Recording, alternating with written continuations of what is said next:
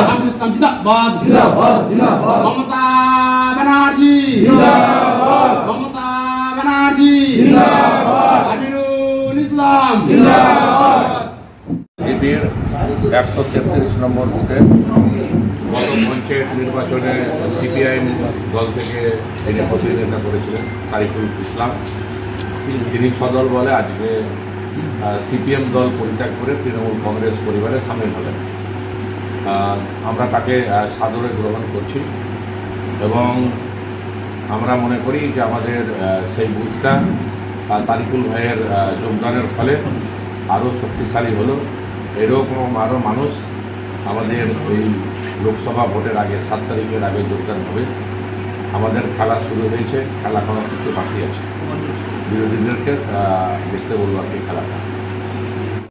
ইসলাম জিন্দাবাদ জিন্দাবাদ জিন্দাবাদ মমতা ব্যানার্জি জিন্দাবাদ মমতা ব্যানার্জি জিন্দাবাদ আমিরুল ইসলাম জিন্দাবাদ ইসলাম জিন্দাবাদ জিন্দাবাদ জিন্দাবাদ মমতা ব্যানার্জি জিন্দাবাদ মমতা ব্যানার্জি জিন্দাবাদ আমিরুল ইসলাম জিন্দাবাদ ইসলাম জিন্দাবাদ জিন্দাবাদ জিন্দাবাদ মমতা ব্যানার্জি জিন্দাবাদ মমতা ব্যানার্জি জিন্দাবাদ আমিরুল ইসলাম জিন্দাবাদ বিজেপির 133 নম্বর বুথে গত পঞ্চায়েত নির্বাচনে সিপিআইএম দল থেকে এনে প্রতিনিধিত্ব করেছিলেন তারিকুল ইসলাম।